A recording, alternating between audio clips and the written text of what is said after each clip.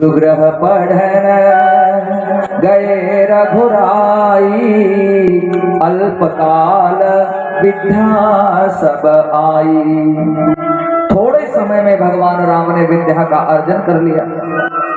इसके बाद राम लक्ष्मण भरत शत्रुघ्न सभी अयोध्या में आए। तो गुरुजी को चिंता हुई कि यदि राजा पुत्र मोह में पड़ गए तो ये भगवान राम नहीं बन पाएंगे। राम जी के रास्ते में दशरथ जी अवरुद्ध हो जाएंगे, इसलिए इनको पुत्र मोह से हटाना पड़ेगा।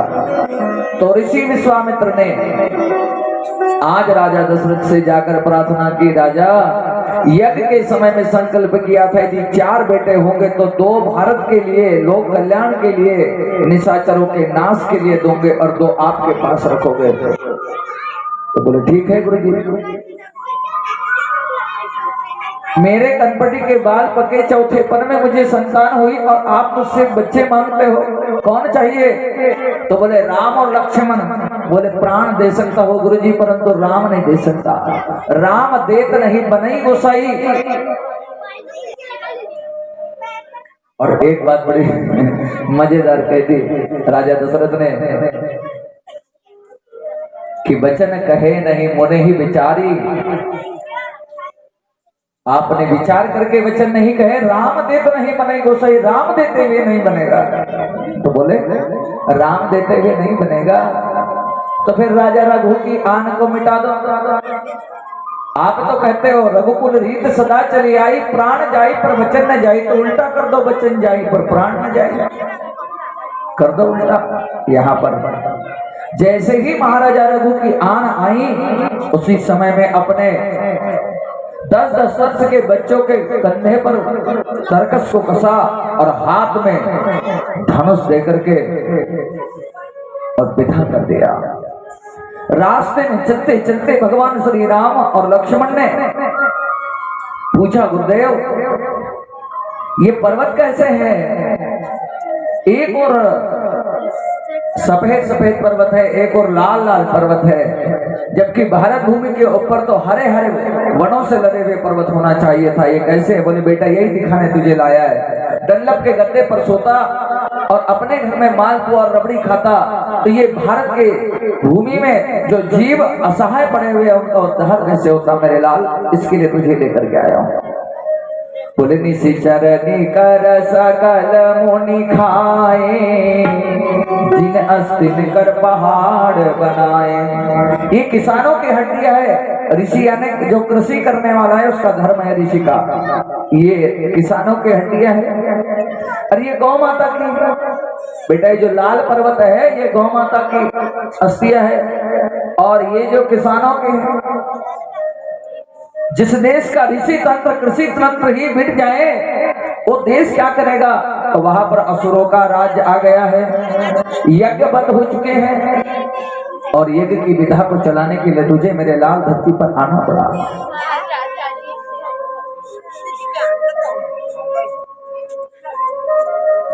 यज्ञ के लिए तुम तेरे को धरती पर आना पड़ा। प्रभु तुम्हारे आने का उद्देश्य ही यही है, इसके लिए तो ध्यान रहे। बोले प्रभु 10.5 वर्ष की अवस्था के उस छोटे से बच्चे ने दोनों हाथ उठा करके कसम खा लिया और कह दिया, गुरुजी निश्चय हीन कराऊं मैं भुज उठाए किन्न, सकल मुनि के आश्रमों जाए जाए सुख दिन। अब मैं घर नहीं जाऊंगा गुरुजी, अब मैं इसी जंगल में घूम करके मेरे देश में कोल भील किरात छोटे बड़े इन गांव में जाकर के प्रौढ़ शिक्षा चलाऊंगा, यज्ञ गांव गांव कराऊंगा। मेरे गांव जो है तीर्थ है, इन तीर्थों के अंदर में पापी लोगों का बसेरा हो चुका है। मैं ग्रामों के अंदर में भगवत नाम संकीर्तन चलाऊंगा, गौशालाओं को पुनः बनवाऊंगा, गुरुकुलों की स्थापना करूंगा। भगवान राम ने कसम खा ली, सकल मुनि के आश्रमों, ऐसा नहीं कहा सकल ऋषि के आश्रमों, सकल संतन के आश्रमों। मुनि यानी जो मनन करते हैं, मुनि उसको कहते हैं जो मनन करते हैं, चिंतन करते हैं, सोच समझ करके जवाब देते। ऐसे मुनियों के आश्रमों में जाऊंगा और उनको सुख दूंगा। बोले बेटा इतना ही नहीं, आगे का पाप देख करके तो दहल जाएगा। तो सामने जाकर के देखा तो एक नारी पत्थर की पड़ी थी। गौतम नारी श्राप बस उपल देह धरि धीर, चरण कमल रज चाहती कृपा करहु रघुवीर। हे वत्स राम, ये पत्थर की नारी है, इसको पैर लगा दो, ये इसका उद्धार हो जाएगा। बोले ऋषिवर, मेरे देश के अंदर में पत्थर की नारी भी पूजी जाती है। यत्र नार्यस्तु पूजन्ते रमन्ते तत्र देवता, जहाँ पर नारी की पूजा होती है वहाँ देवता निवास करते हैं। नारी का सम्मान जहाँ है, संस्कृति का उत्थान वहाँ है, इसलिए नारी जगत की पूजा की जाती है, फिर चाहे वो पत्थर की हो, माँ का स्वरूप है, वो वंदनीय है। इसके लिए मैं पैर नहीं लगाऊंगा। कैसी मर्यादा है मेरे प्रभु की, क्यों नहीं लगाओगे? तो बोले राजा रघु ने नारी जाति के कल्याण के लिए 4 वरदान मांगे। महाराजा रघु ने स्वर्ग जीत करके देवताओं को दिया और 4 वरदान मांगे कि मेरी माँ बहन बेटियां खेत में काम करती है, पवन देवता जब कहीं भोजन करने के बाद में किसी पेड़ की ओट में सो जाए तो मेरी माँ बहन बेटी के पास से उसी प्रकार से बहना, गलती से उसको नींद लग गई तो उसके शरीर से वस्त्र अलग ना होने पाए, ऐसी मेरी माँ बहन बेटी के पास से बहना, क्योंकि उसके वस्त्रों के अंदर में मेरे भारत की लज्जा छुपी है, उसकी पूजा छुपी हुई है, उसकी मर्यादा छुपी हुई है। हमारे राजा रघु, क्योंकि उसको मालूम था एक सती स्त्री ही सत्यवान को उत्पन्न करके समस्त भारत के प्राणियों को, धरती के प्राणियों को, एक सती की पूजा के बदले में, एक पतिव्रता नारी के पूजा के बदले में मैं सारे धरती को, सारी कायनात को हवा पानी और रोटी दे सकता हूँ। एक सती की पूजा के बदले में एक सत्यवान यदि पैदा हो जाए, एक शिवाजी पैदा हो जाए तो 1200 साल की गुलामी से आजादी दिला सकता हूँ। मुझे एक सती नारी चाहिए। इसके लिए मेरे देश के अंदर में यदि नारी सती होगी, जहाँ प्रतिव्रता हो नारी, जहाँ पुत्र हो आज्ञाकारी, तो मैं कहता हूँ वो स्वर्ग है। इसके लिए से स्वर्ग की कल्पना मैं धरती पर करता हूँ। इसके लिए महाराजा रघु ने ये मंत्र दिया था। एक भाव कहा था, अग्नि देवता तुम्हारे से मेरी माँ बहन बेटियों का बहुत काम चलता है, इसलिए कभी चूल्हे में काम करते करते, रोटी बनाते बनाते मेरी माँ बहन बेटी का कपड़ा इर्द गिर्द हो जाए तो ध्यान रखना, उसको सचेत करना, उस आंख से मत चलाना। वरुण देवता से कहा यदि गलती से 3 दिन की भूखी हो, दुनिया से सताई हो, नदी के किनारे आए और कई चक्कर आकर गिर जाए तो उस नारी को प्राण सहित एक बार ऊपर लेकर के आना। ये मेरी कसम है तुम्हारे को। जब भी आदमी पानी में डूबता है, डूबने के बाद में उसके शरीर में प्राण रहते हैं, एक बार ऊपर उठा करके लाते हैं। महाराजा रघु के आने के अनुसार आज भी ये बंधुओं, राजा रघु ने नारी की पूजा के लिए इतनी बड़ी व्यवस्था बनाई है भारतवर्ष में। धरती से कहा था, धरती माता यदि 4 दिन की भूखी स्त्री यदि किसी बेल बंखल में, किसी पेड़ में भूख के लिए फल को ढूंढे तो तेरे बेल में, तेरे फल के वृक्ष में एक वृक्ष जरूर छुपा करके, एक फल जरूर छुपा करके रखना, जिससे उस सती का पेट भर सके। बेला को कितना खंगड़ कर दिया जाए तो भी एक फल जरूर बचा करके रखती है। बंधु, ये मर्यादा मान करके मैं कैसे लगा दूं मेरी माँ बहन बेटी के शरीर को पैर? बोले गौतम के द्वारा, गौतम की नारी है, इंद्र जैसे नेता के द्वारा चली गई, जो देवताओं का राजा है। उसने गौतम जी के ऐश्वर्य को देख करके, सुख को देख करके मन में विचार आया कि गौतम इतने बड़े बड़े यज्ञ कर रहा है, कहीं स्वर्ग पर अधिकार ना कर ले तो बहुत बड़े आदमी को नीचे गिराना हो तो क्या करना पड़ेगा? बोले उसकी बेटी, उसकी पत्नी है, उसकी माँ के सील हरण कर लो तो 2 कौड़ी का हो जाएगा। इसलिए पार्लियामेंट बुला करके चंद्रमा को मुर्गा बना करके इंद्र जैसे नेता ने चला है। बेटा, साधारण आदमी के द्वारा पतित नहीं हुई है, इसलिए उद्धार करो। बोले मैं तो नहीं कर सकता।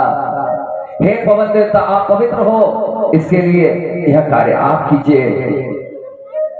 रघुवर चरण उठाएंगे, रजधारी पवन उड़ाए, गौतम नारी श्राप राम चरण रज पाए। जैसे रज उड़ी पवन के संसंग से जैसे छूती है, तो भगवान राम कहते हैं मैं धन्य हो गया। आज उस देवी के चरणों में गिर गए। वो देवी प्रार्थना करती है प्रभु मेरा उद्धार कर दिया। वो कहते माँ तूने मेरे दर्शन देकर मेरा उद्धार कर दिया है। बोले युगों युगों तक ये कथा गाई जाएगी। बोले इतना ही नहीं, एक नारी नहीं कलयुग में जब इसकी कथा गाई जाएगी हे राघव, तो आपकी मर्यादा जरूर गाई जाएगी। तब भगवान राम ने यज्ञ की रक्षा के लिए जो यज्ञ गांव में बंद हो चुके हैं, जिन यज्ञों की श्रृंखला चलनी चाहिए थी जिससे वायु शुद्ध होती है, उसको शुद्ध करने के लिए भगवान विश्वामित्र के यज्ञ की रक्षा करते हैं और ताड़का को मार करके, सुबह को मार करके, मारिच को बिना भन वाले बाण को मार करके बताते जा तेरे राजा को बोल दे कि अब तेरा अंत निश्चित है। तब मारिच पहुंचता है श्रीलंका में और इधर कहते हैं भगवान श्री राम यहाँ से यज्ञ की रक्षा करते हुए विश्वामित्र के आश्रम से और मिथिलेश नंदनी को ब्याह करके आते हैं। फिर विधि को चिंता हो जाती थी भगवान यहाँ पर रह गए तो फिर आगे की लीला कैसे होगी। तब कहते हैं सरस्वती के द्वारा मंथरा की मति भेजी जाती है और भगवान राम को सहसा ही राज्याभिषेक के स्थान पर वनवास हो जाता है और भगवान श्री राम वनवास में जाकर के और कौर भील और किरातों की बस्तियों में जाकर के इंसान तो डरता है परंतु रीछ वानर और गिद्ध गिलहरियों के द्वारा भगवान रावण पर विजय प्राप्त करके और यहाँ से कहते हैं वन गमन करते हैं। प्रथम वास भगवान का श्रृंगवेरपुर में और यहाँ से भगवान आगे की ओर चलते हैं तो गंगा के तट पर केवट से मिलते हैं।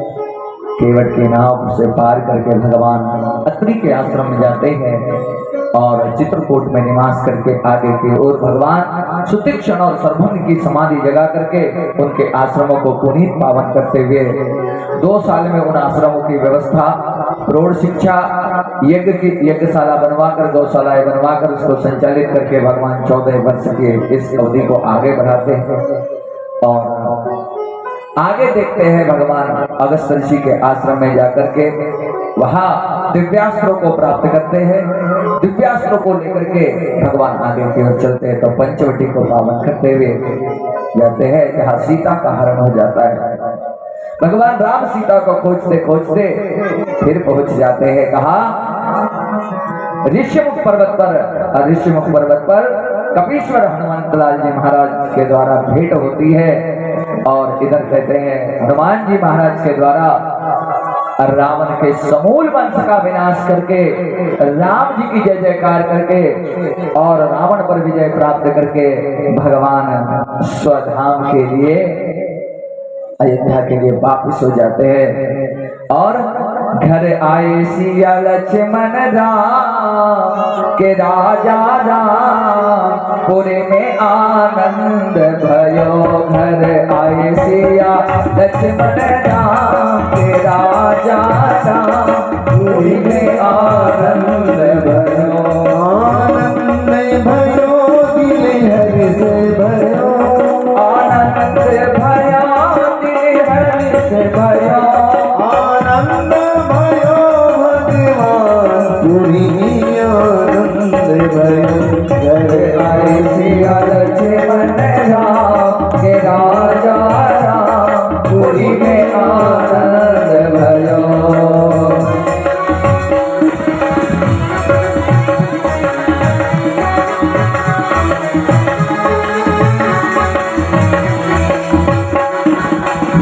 कौतला पूजन लागे कौलता की बात, मात कौतला पूजन लागे कौलता की बात।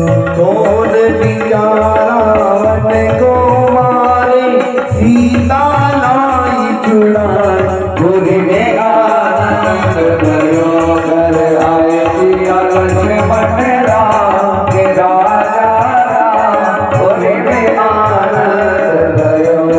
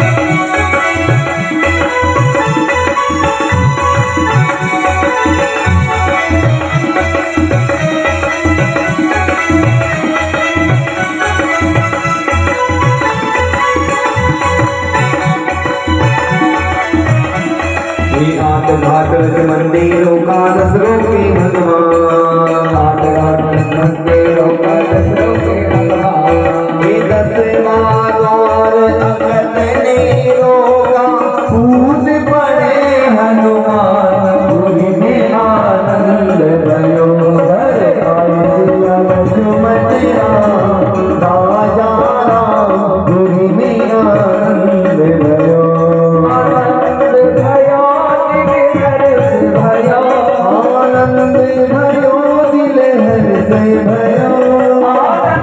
भयो भगवान, पूरी में आनंद भयो, आई सिया लक्ष्मण राम, राजा राम पूरी में आनंद भयो।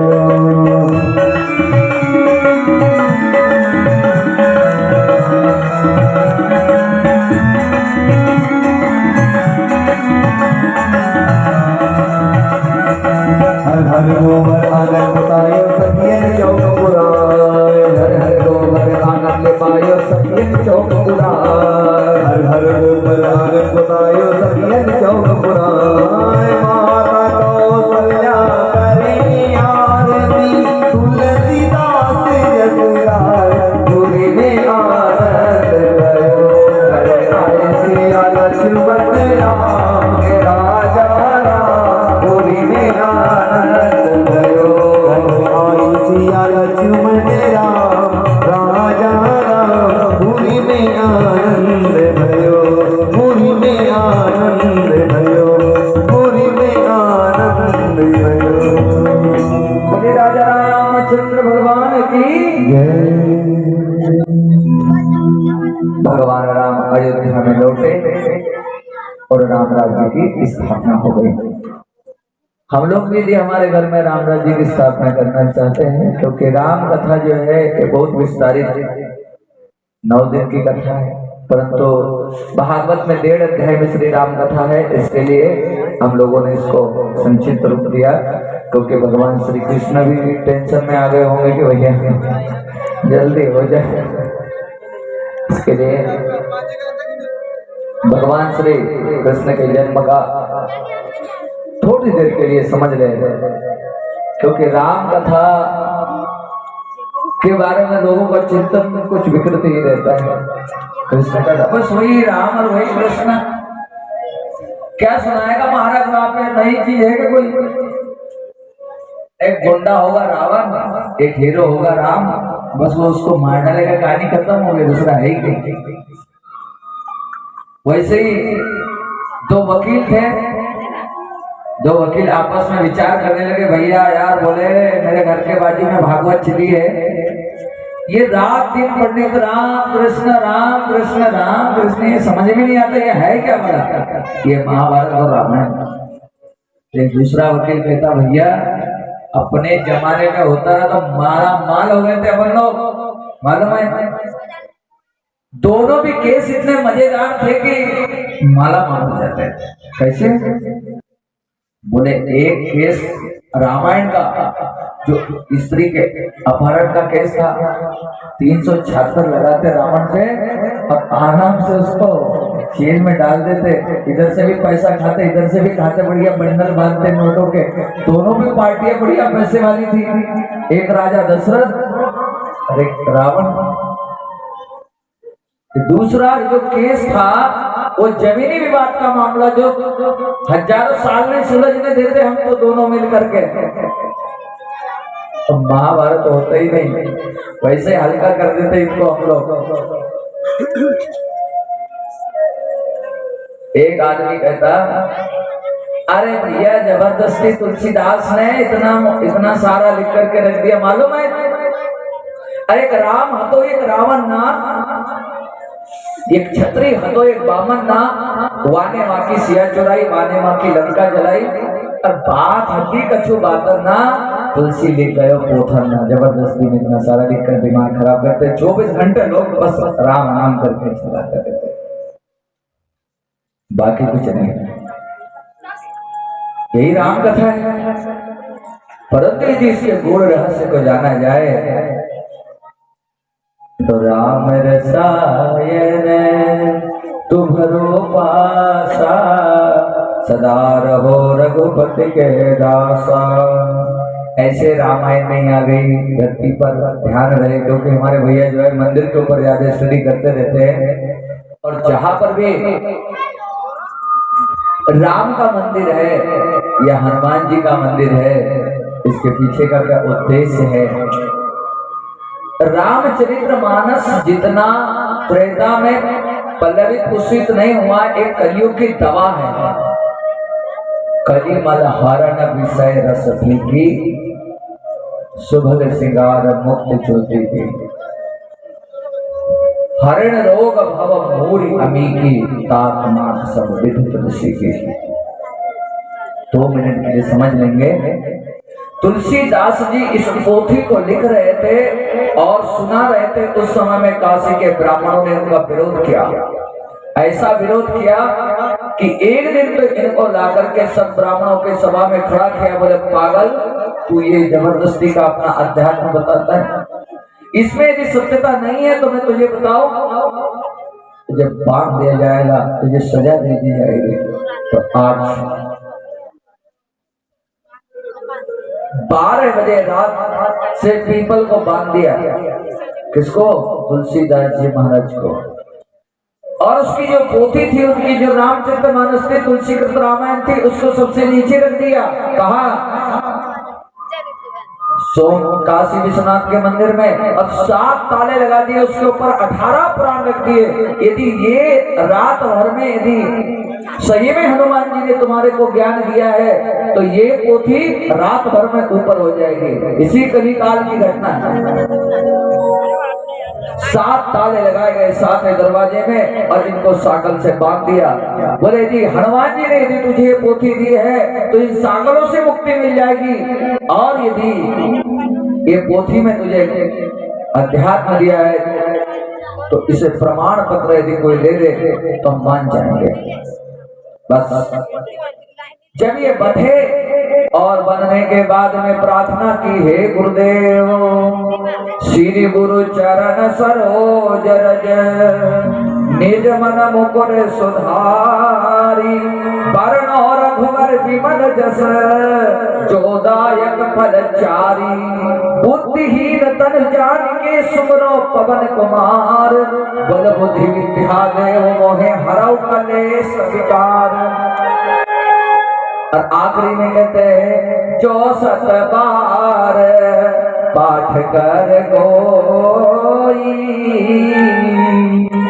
जो 7 बार पाठ कर कोई, छूटई बंदी महासुख होई, छूटई बंदी महासुख होई, जो यह पढ़े हनो माने चालीसा, जो यह पढ़े हनो माने चालीसा, होई सिद्धि साखी गौरी सा, होई सिद्धि साखी गौरी सा।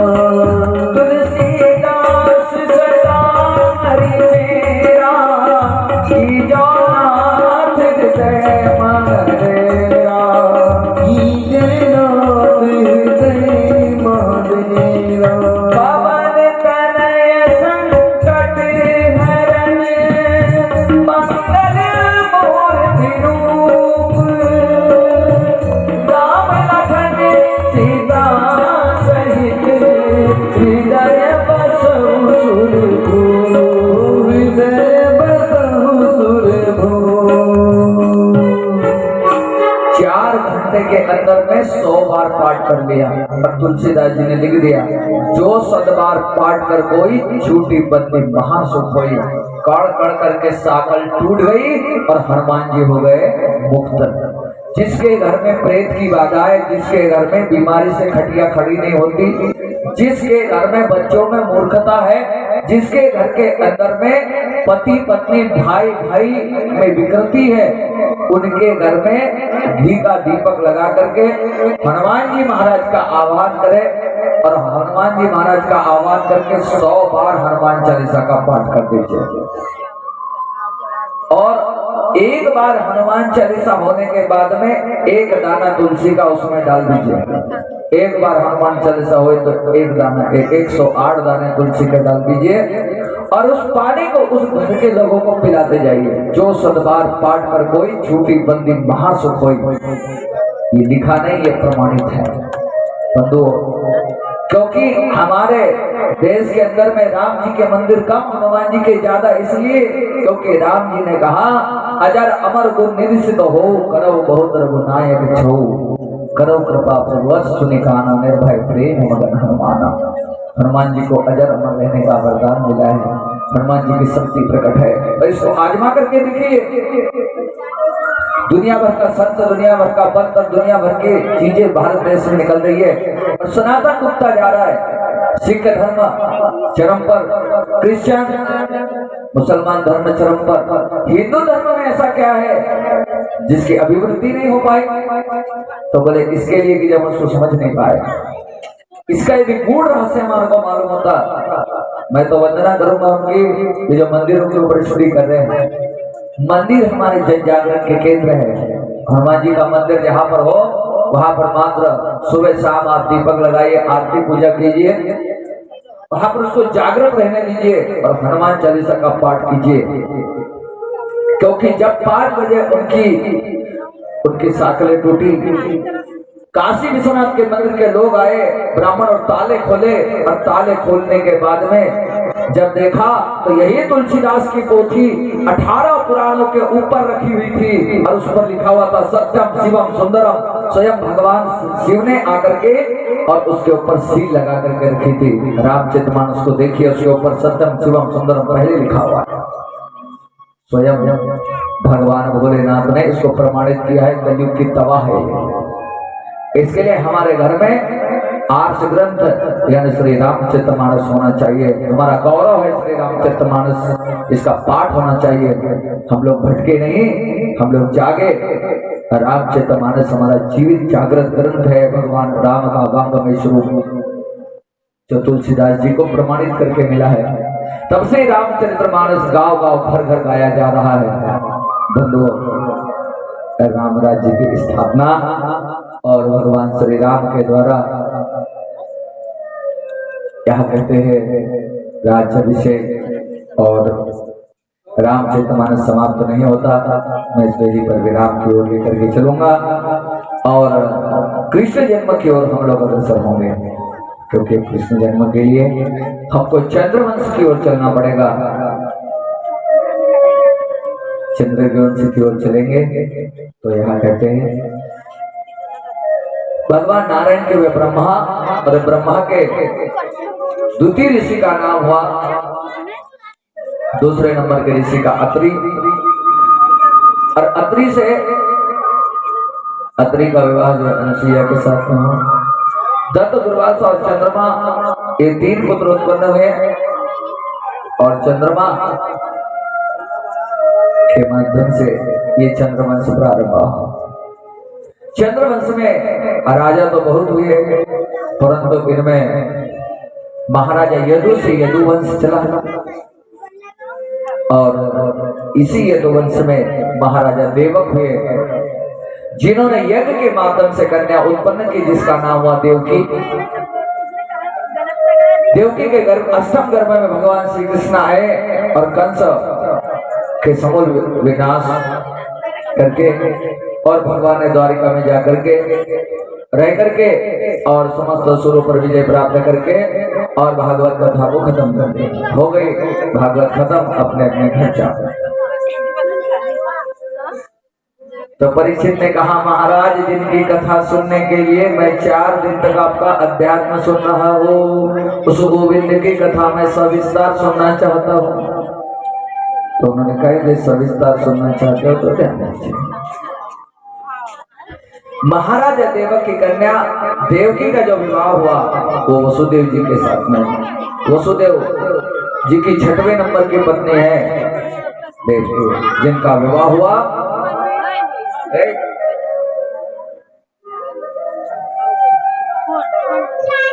तिलक लगाने वाले भैया अभी रुक जा, इधर आपके माध्यम से लगवाएंगे, पर शांति से बैठ जाएंगे।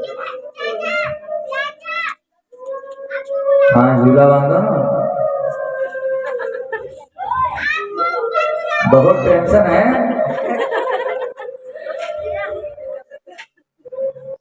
महाराजा देवकी कन्या का विवाह हुआ। देवताओं को चिंता हो गई कि यदि देवकी का विवाह हुआ और कोई उपद्रव नहीं हुआ तो फिर उपद्रवी आएगा कैसे। इसके लिए देवताओं ने आकाशवाणी की। जब कंस अपनी बहन को लेकर के पहुंचाने जा रहा था उस समय में देवताओं ने आकाशवाणी की, रे कंस, तू जिसे हर्षोल्लास के साथ लेकर के जा रहा है उसका अष्टम गर्भ तेरा काल होगा, काल होगा, काल होगा। जो अपनी बहन और जीजाजी को बड़े हर्षोल्लास के साथ लेकर के जा रहा था वही अपनी बहन के बाल पकड़ करके धरती पर पटकता है और कहता है तेरा अष्टम गर्भ मेरा काल होगा, मैं तुझे ही जिंदा नहीं छोड़ूंगा। और कहते भैया मैं तेरी बहन हूं। बोले नहीं, तू मेरी मौत है, मैं तुझे जिंदा नहीं छोड़ूंगा। तो परीक्षित पूछते हैं एक बार बताओ देवताओं को ऐसे कौन सी दिक्कत हो गई थी। बोले देवताओं के दिल में और माताओं के दिल में बात पचती नहीं। माताओं को श्राप है युधिष्ठिर जी महाराज का, जो कुंती को दिया था कि नारी बहुत देर तक अपने पेट में कोई बात पचा के नहीं रख सकती, क्योंकि कुंती ने बहुत बड़ा राज करने का छुपा कर रखा था। इसके लिए तो इनको एक फायदा भी मिला, एक श्राप के साथ में एक फायदा भी मिला है, क्योंकि माताओं के दिल में कोई बात पचती नहीं तो इनको हार्ट अटैक कम आता है, क्योंकि खटाखट निकल जाती है। यदि ये रास्ते से जा रही अरे यदि कोई बाई मिल गई तो 15 मिनट की कैसेट तो पक्की है। जब तक पूरा हाल नहीं जान ले उसका तब तक के टेंशन मिलता हमको।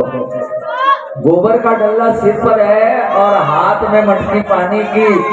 उसने बताया भाई भाई तेरे को मालूम हुआ? बोले नहीं, अब वो भारी हो गई।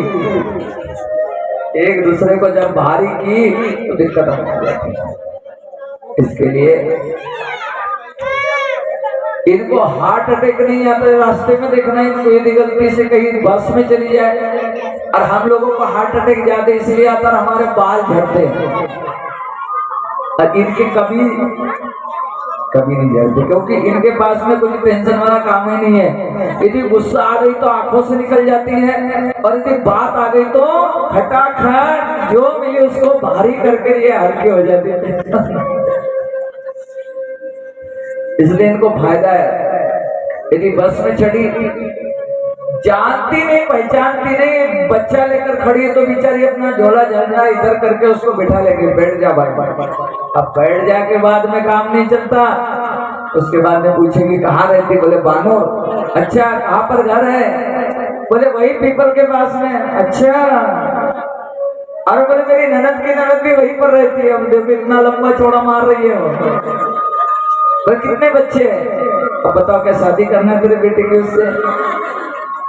कितने बच्चे हैं? कहाँ रहते हैं? पहला वाला क्या करता, दूसरा वाला क्या करता, तीसरा वाला क्या करता? पूरी स्टडी कर लेगी। वहां जब जाएगी उतरेगी तो भाई जाते जाते तेरा नंबर देते जाओ। वो नीचे उतर रही इसका नंबर मांग रही है। बोले जब भी आना बानूर में तो तुमने इधर ही आना, अपने तरफ ही। पूरा रिश्ता लगा देगी। और हम लोगों को देखना, यदि कोई उभरिया जोर से बैठने वाला है तो हम लोग 2 की सीट पे बैठे तो बीच में बैठ जाएंगे। अब बीच में बैठ जाएंगे और तीसरा वाला आया तो उसे कहते भैया सड़क उधर, तो थोड़े से सड़क जाएंगे बैठ। उसे पूछा भैया कहाँ जा रहा? मैं तो अच्छा काय के लिए जा रहा? तो बोले लिस्ट बना के लाता हूँ तेरे को बताने के लिए। काय के लिए जा रहा हूँ, क्यों जा रहा हूँ, क्या करूंगा? उल्टे सिर कहा भैया चुपचाप रहने दो। वो नहीं बोलेंगे। बोल भी दिया तो 2 बात से ज्यादा नहीं होगी। और इधर इधर कैसे फंसी तो आखिरी तक के खत्म नहीं होगी, क्योंकि इनके दिल के अंदर में जितनी रहती है, जिस गांव की जितनी है पूरी जानकारी बिना बिना पत्र व्यवहार के आपको मिल जाएगी। इसलिए इनको कभी सिर में बाल जड़ते नहीं, और हम लोगों के अंदर में बात अटक करके रखते, इसलिए कोई दूज का चांद, कोई तीज का, कोई चौथ का, कोई पूरा पूर्णिमा का गत्ता नहीं। इसलिए देवताओं के दिल में भी बात नहीं बचती, क्योंकि वो भी क्या करेंगे, उनको भी श्राप लगा है, वो भी ज्यादा देर तक के असलियत को पचा नहीं सकते। अरे एक बात ध्यान रखना, पंडितों को भी कुछ बताना नहीं, जहाँ कुछ खाया वहां का वही बताएंगे, जहाँ कुछ देखा वो वही का वही बताएंगे, नहीं तो यहाँ से जाके बोरगांव में बताएंगे। इनको भी कुछ नहीं बताना, इनके भी दिल में रहते, क्योंकि ये देववाणी बोलने वालों के अंदर में है। देवताओं के दिल में भी बात नहीं बचती। देवताओं ने भी कहा, तू किसको लेकर के जा रहा है, अपनी मौत को लेकर के जा रहा है, इसका अष्टम गर्भ तेरा काल होगा। वहीं पर लड़ाई चालू हो गई। बहन को मार रहे थे उसी समय में वसुदेव जी ने हाथ पकड़ा, इसका 8वां बेटा होगा ना तुम्हारा काल। तो नारद जी आगे बोले, 8वां कोई भी हो सकता है, ये पहला भी 8वां हो सकता है और 8वां भी पहला हो सकता है, महाराज इसके चक्कर में मत रहना। तो बोले इनको जेल खाने में डाल देते हैं। पिताजी ने मना किया तो पिताजी को भी जेल खाने में, कारागृह में डाल दिया, और इनको भी बोले रोना मत, बच्चे बराबर 1 साल में एक होना चाहिए, नहीं तो तुम्हारे को यही मार डालूंगा। तो पहला बच्चा उत्पन्न हुआ देवकी और वसुदेव से, उसका नाम हुआ कीर्ति मंत्र, मूर्ति मंत्र, विसंत। इस प्रकार से 6 बच्चे उत्पन्न हुए। जैसे बच्चा जन्म लेता, जब बहन के घर में बेटा जन्म ले तो मामा जी झूला लेकर के जाते हैं। यहाँ पर मामा जी अपने भांजे को पकड़ते, घुमाते और पत्थर पर पटक देते। 6 बच्चे मारे गए। 7वें गर्भ में भगवान शेष नारायण आए। तब कहते हैं गर्गाचार्य जी महाराज ने भगवती दुर्गा की आराधना की और अम्बा यज्ञ रखा, और संकर्षण क्रिया के माध्यम से भगवती आदि शक्ति ने देवकी के गर्भ को यहां ला करके रोहिणी के गर्भ में स्थापित कर दिया। कंस को पता चला कि 7वां तो जन्म ही नहीं, तो 8वां मेरे गलती से भी आएगा नहीं, चिंता नहीं करना मुझको, क्योंकि मेरे डर से 7वां ही मर गया, 8वां आएगा ही नहीं। ये बेचारा आराम की नींद सो रहा है, पर ऐसा नहीं, ताले लगाए हैं, पहरेदार बराबर है, चौकर नाच पड़ी हुई है। तब देवताओं के राजा नारायण को प्रार्थना की सभी ने मिलकर के, हे प्रभु धरती पर आइए, हे करुणा सिंधु धरती पर अवतरित हुई है। भगवान के धरती पर आने का उद्देश्य कुछ अलग था।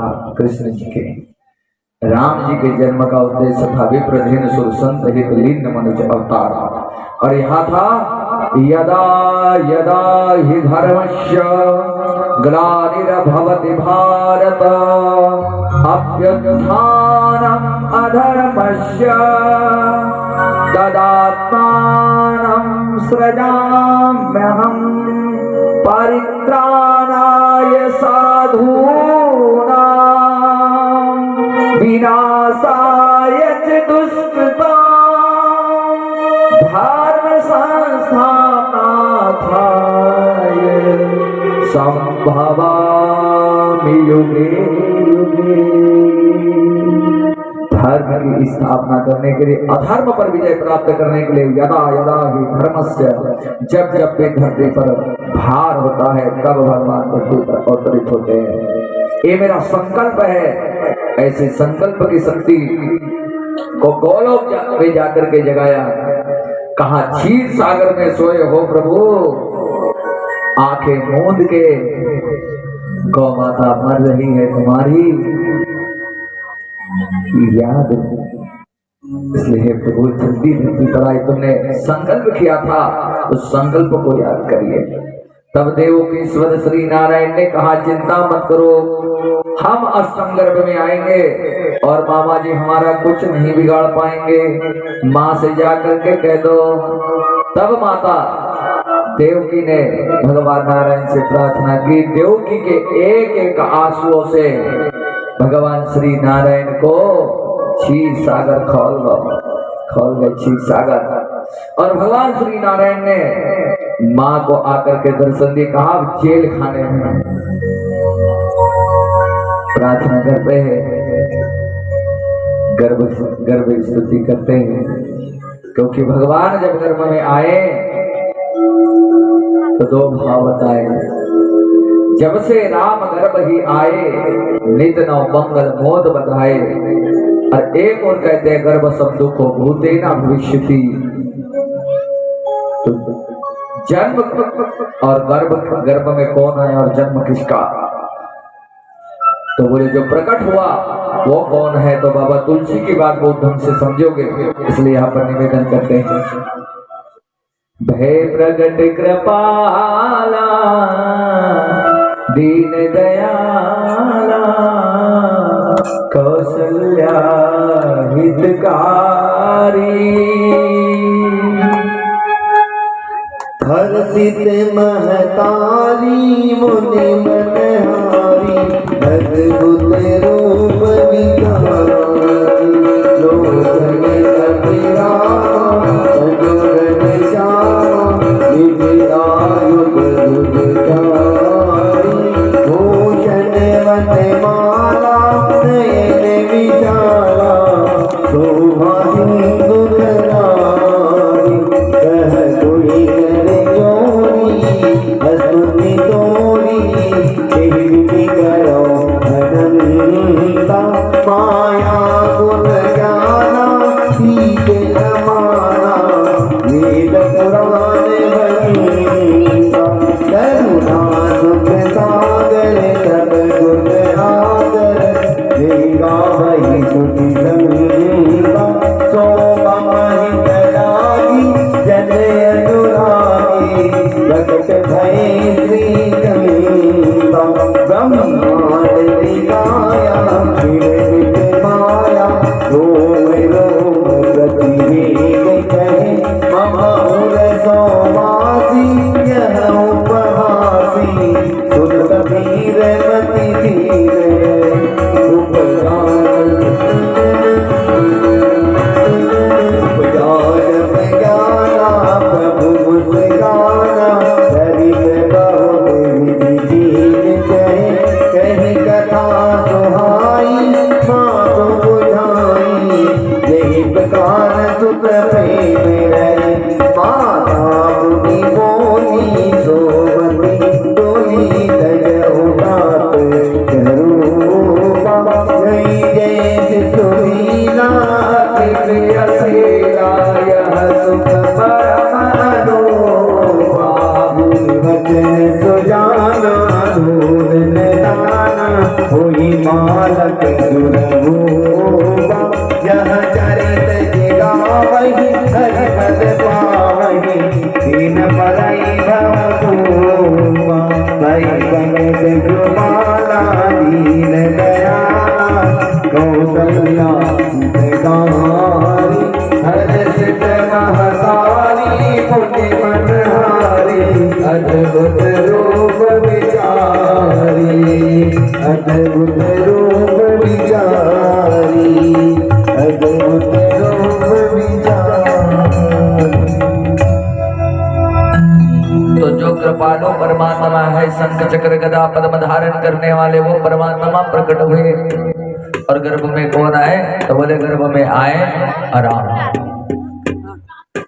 उसी प्रकार से आज माँ के उस अंतःपुर में कारागृह में प्रकट हुए। तो माँ कहने लगी प्रभु इस रूप की इच्छा नहीं है मुझको। माँ की इच्छा तो शिशु रूप में ही मेरा मन जो है तृप्त होगा। माँ को जब बेटा होता है तो 4 हाथ वाला नहीं होता है प्रभु, 2 हाथ कम कर दो। भगवान ने 2 हाथ कम कर दिया। बोले 6 साढ़े 6 फीट का बच्चा थोड़ी होता है, बच्चा तो बहुत छोटा होता है माँ के पास में। अच्छा तो बोले की जैसे सुलीला अत प्रिय शीला जो सुख परम अनूप पार। प्रभु ये सुंदर लीला कीजिए, छोटा रूप बनाइए। कहे बचन सुजाना रोदन ठाना। बोले मैया और क्या करना पड़ेगा?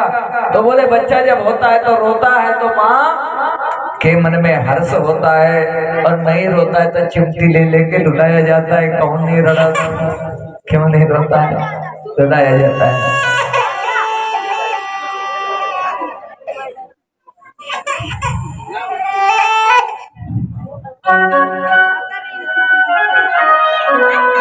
नहीं रोता है तो रुलाया जाता है चिमटी लेकर के।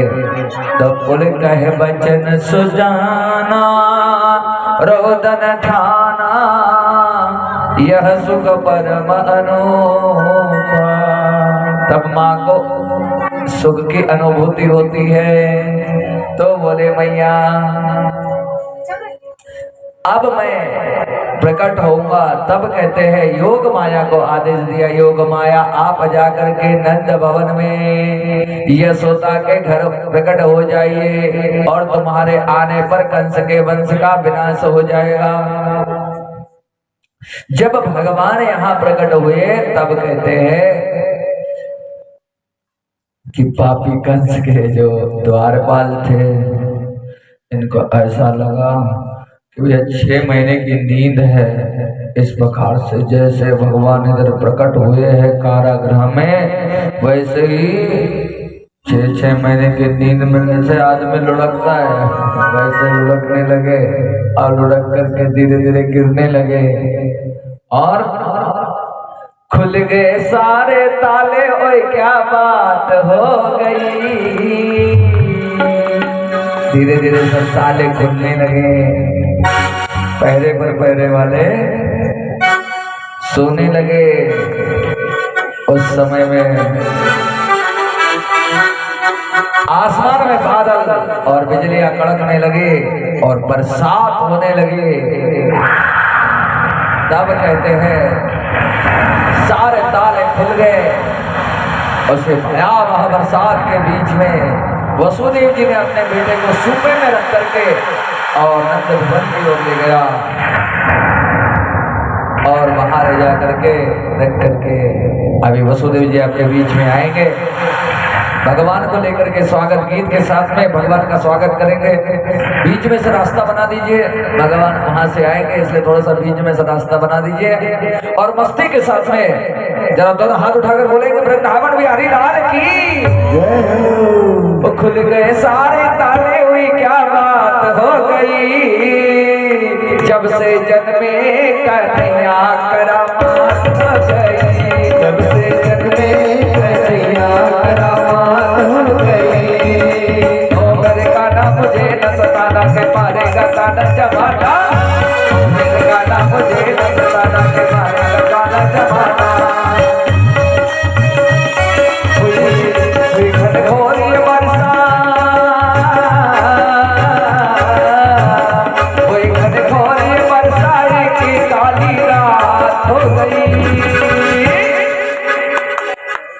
इतने टेंशन में बैठे बताओ, रे बाप रे, कोणाचा घरी पोरगा झाला तुम्हारे पता जैसे तो जरा सा भी आनंद नहीं आ रहा आपको।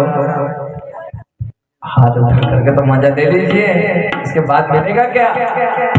कल सुबह नहीं, कल तो दूसरी कोई लीला होगी, बड़ा हो जाएगा वो। खुल गए सारे ताले, कोई क्या बात हो गई, जब से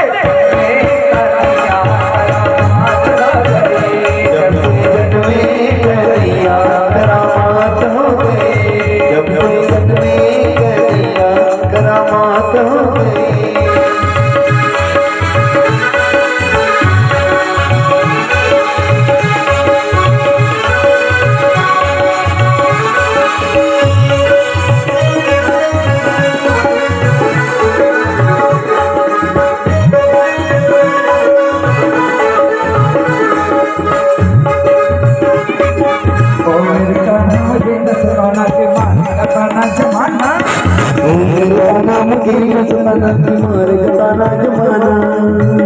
कोई घनघोरी बरसा, कोई घनघोरी काली रात हो गई।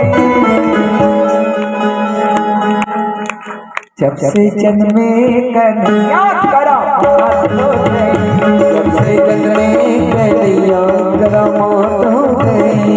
जब से जन्मे कन्हैया करामात हो गई। जब से जन्मे कन्हैया करामात हो गई।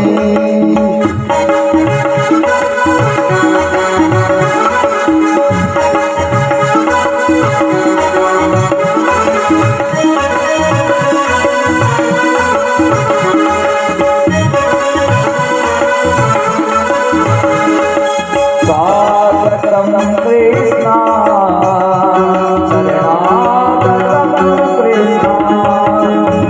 स्वागतम कृष्णा शरणागतम कृष्णा।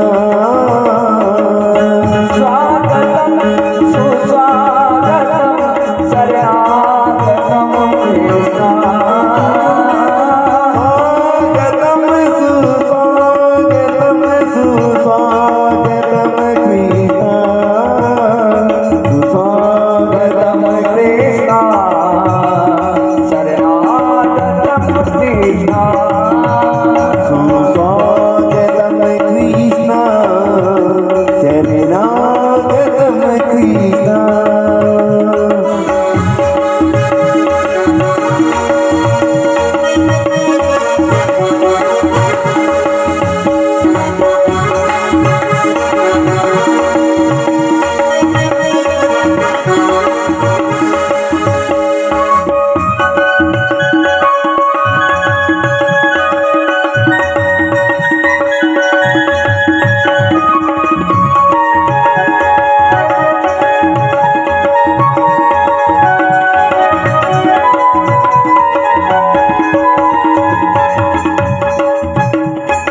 स्वागतम सुस्वागतम शरणागतम कृष्णा। स्वागतम सुस्वागतम सुस्वागतम कृष्णा।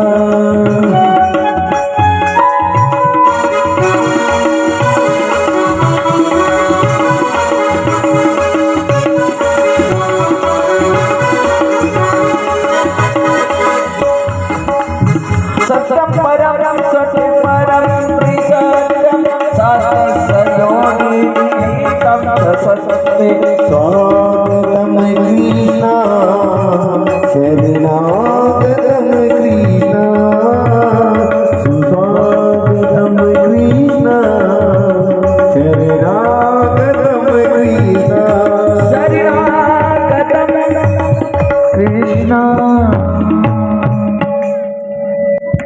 अब वसुदेव जी महाराज ने यहाँ पर लाया नंद भवन में, इनको छोड़ा, कन्या को लेकर के गए और जैसे माया आई तो सारे कपट बंद हो गए। कन्या ने रोना चालू किया।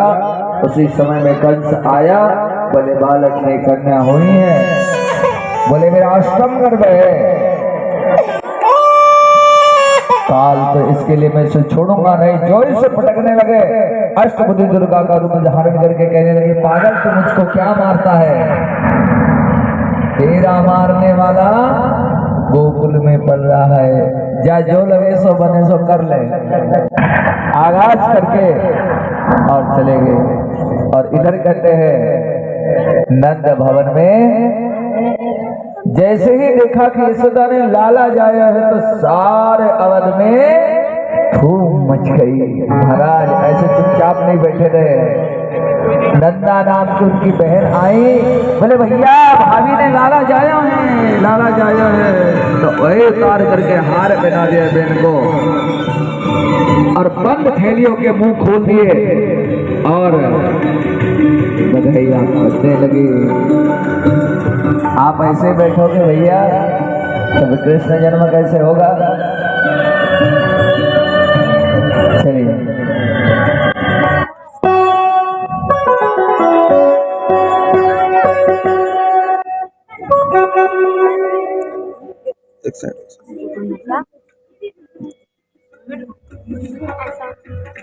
ओम वसुदेव सुतम देवम कंसचारोर्मर्दनम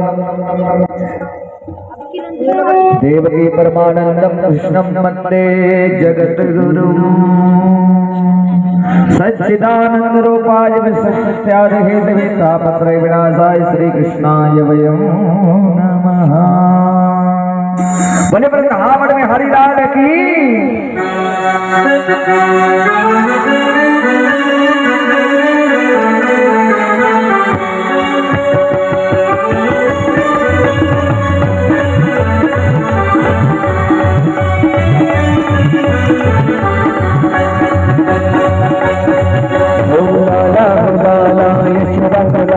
तुमसे बढ़कर तुमसे बढ़कर लाला लाला यशोदा लाला तुमसे बढ़कर तुमसे बढ़कर और तुम्हारे भक्ति जनों में हमसे बढ़कर हमसे बढ़कर लाला लाला यशोदा लाला तुमसे बढ़कर तुमसे बढ़कर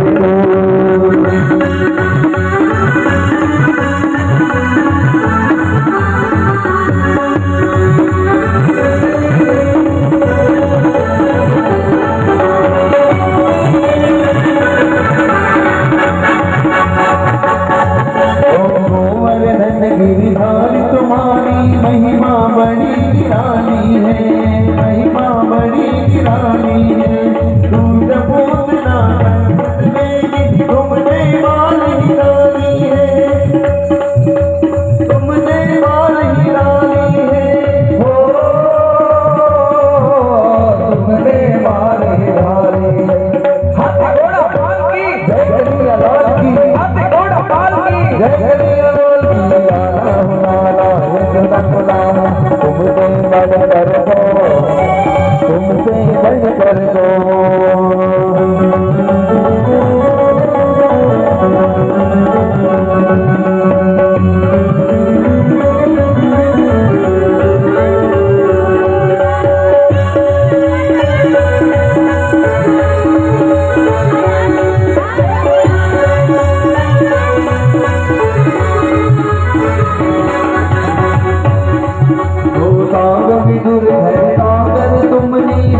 कमान बढ़ाया है, भारत कमान बढ़ाया है। दीन दुखी दानी कृष्णा तुमने गले लगाया है, तुमने गले लगाया है, तुमने गले लगाया है। हाथी घोड़ा पाल की। अच्छा लाल की काले की जरा जोर से बोलो ना एक बार। हाथी घोड़ा पाल की।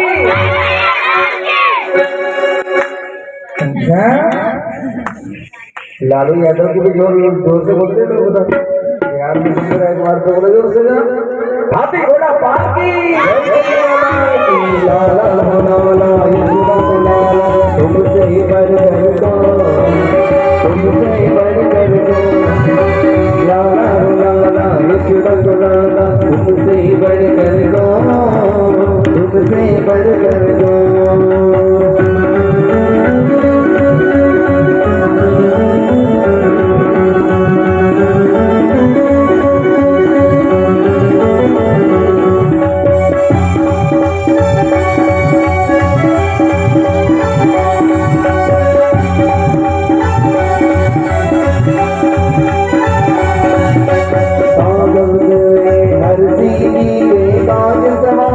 तुमने भाग्य बढ़ाया है, तुमने भाग्य बढ़ाया है। नाम के आंगन में जाके प्रभु रंजन धन बरसाया है, रंजन धन बरसाया है, ओ रंजन धन बरसाया है।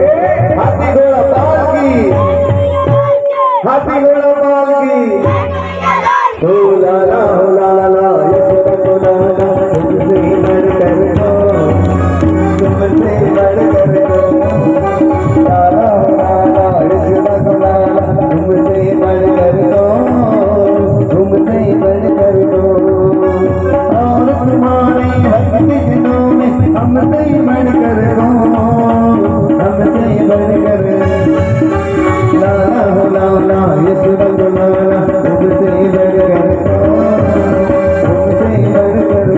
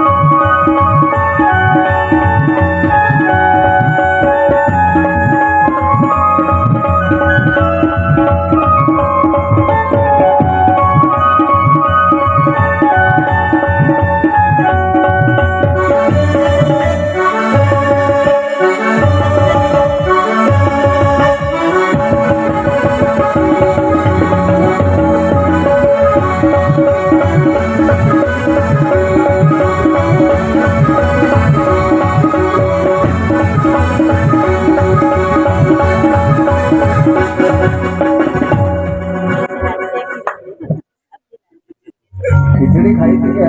आज तो पटोड़ा खा लिया। ताकत कम आ रही है क्योंकि अब नंद बाबा और माता यशोदा से बधाई लेने का समय आ गया है ना। तो क्योंकि अब नंद घर क्या है? आनंद भयो।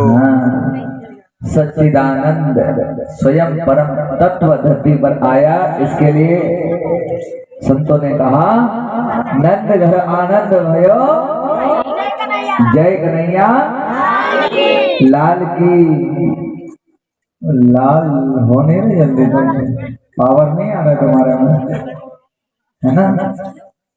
नंद के आनंद भयो, जय कन्हैया लाल की,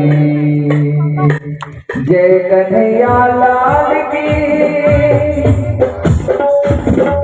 जय कन्हैया लाल की, जय यशोदा लाल की।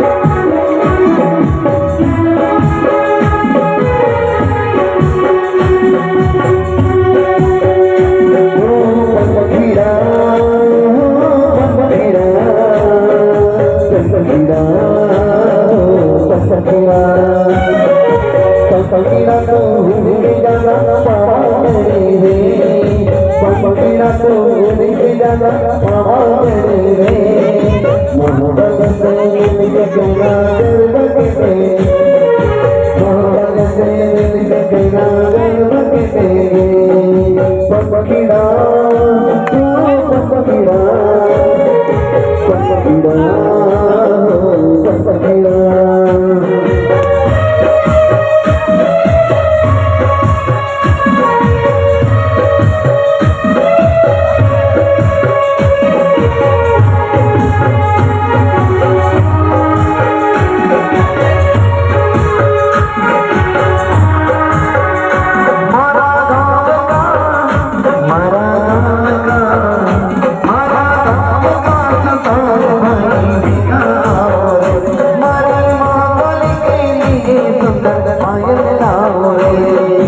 अच्छी लाओ सुंदर लाओ जल्दी आओ रे अच्छी लाओ सुंदर लाओ जल्दी आओ रे महाकाल से कहना गर्व के महाकाल से कहना गर्व के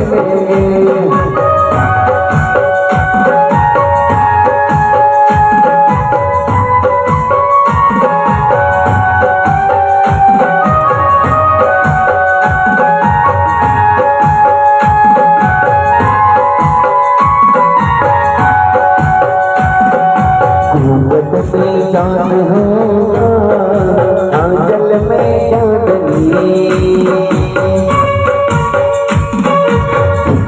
से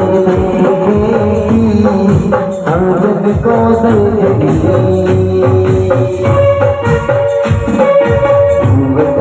चांद होगा आंचल में चांदनी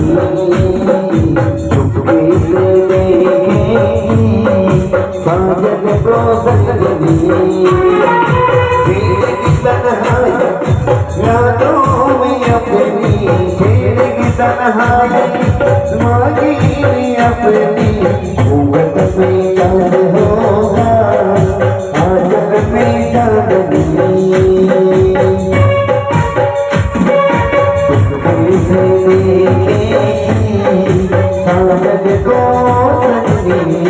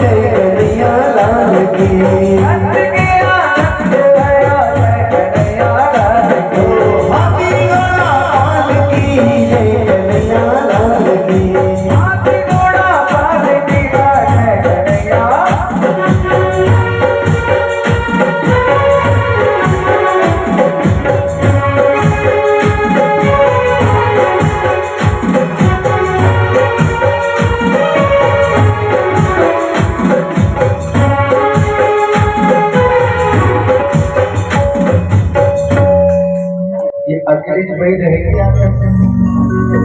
कोई 50 साल की कोई 60 साल की जो झूला लेने के लिए आएंगी यशोदा माता की सहेली है धीरे धीरे झूला देते जाएगी झूला लेकर के और फिर बैठते जाएगी चुम्मा चट्टी लेते जाएगी है ना कोई मराठी में कोई हिंदी में कोई पालना गाएंगे भगवान का जन्म हुआ है तो एक एक से आते जाइए बुढ़िया लोग पैसे मत देना परंतु आकर के 5 पावली डाल करके बढ़िया घूम करके जरूर जाना क्योंकि ये अवसर कभी कभी मिलता है इसका मतलब लाभ लेंगे। अरे उसको तो उठा लिया। चलो भैया बैठ जा जरा। अरे उसके पापा दिखेंगे नहीं रोएगी। अम्मा लोगों को अंदर उसको फिर से चलो इधर आ जाओ चॉकलेट होना ना आप लोगों को बधाई के समय में मिलेगी। इकड़े हो जा इकड़े इकड़े इकड़े इधर आ जाओ इधर चला आ जाओ मेरे दोस्त लोग। चलो अम्मा लोग आएंगे, बुढ़िया बुढ़िया लोग अरे इधर हो जाओ। खड़े होते जाएगी और थोड़ा थोड़ा झूला देती जाएगी और झूला देने के बैठती जाएगी। अब झूला गाएंगे भैया, हिंदी में सुनेंगे कि मराठी में? हाँ, हिंदी में, मराठी में, मराठी एक नको मारा भैया गाएंगे हिंदी में, तब तक आप लोग इसको चला जाएगा। फिर अपन मराठी करेंगे।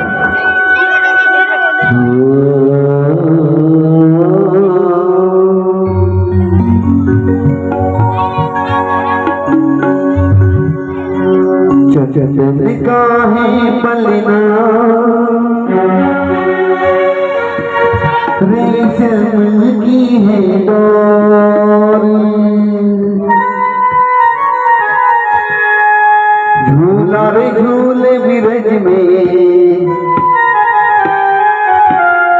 श्री नटवर नंदन किशोर।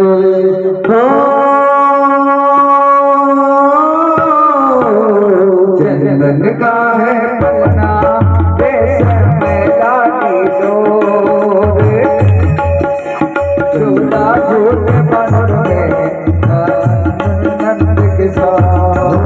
झूला झूले बिरज में श्री नटवर नंदन किशोर। चंदन का है पलना रेशम की है डोर, झूला झूले बिरज में श्री नटवर नंदन किशोर। झूला झूले बिरज में श्री नटवर नंदन किशोर।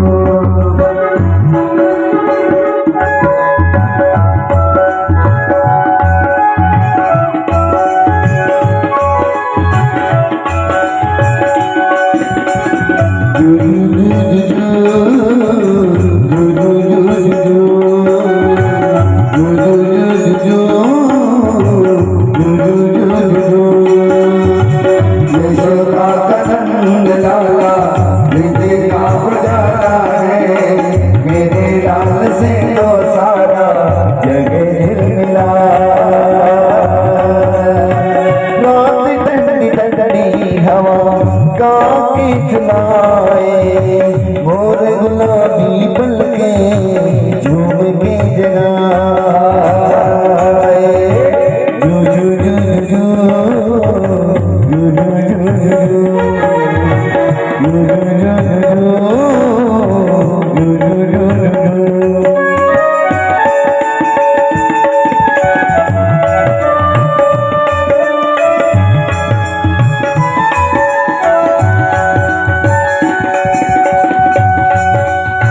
देखिए झूला मैया मन मत भूले, आज कन्हैया मेरो बलना में झूले। देखिए झूला मैया मन मत भूले, आज कन्हैया मेरो बलना में झूले। आज खुशी गोकुल में छाई है चारों ओर, आज खुशी गोकुल में छाई है चारों ओर। झूला झूले ब्रज में श्री नटवर नंदन किशोर। झूला झूले ब्रज में श्री नटवर नंदन किशोर।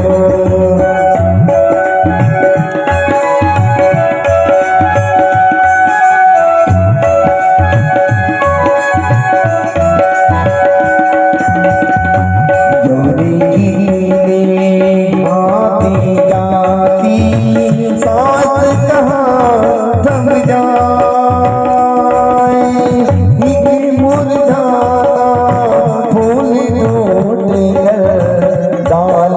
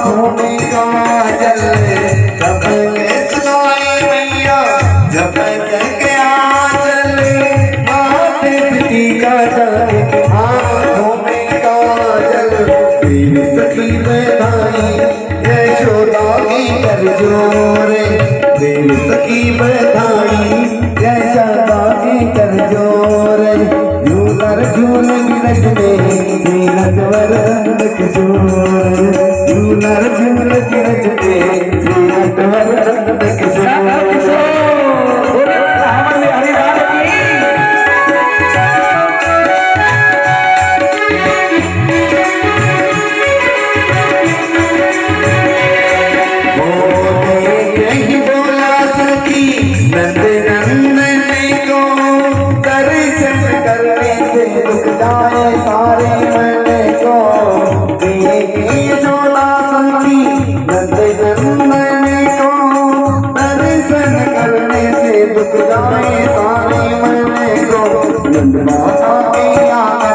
सब सखिया करे शोर नंद बाबा के आंगन सब सखिया करे शोर झूलर झूल गिरज में श्री नंद वरद किशोर झूलर झूल गिरज में श्री नंद वरद किशोर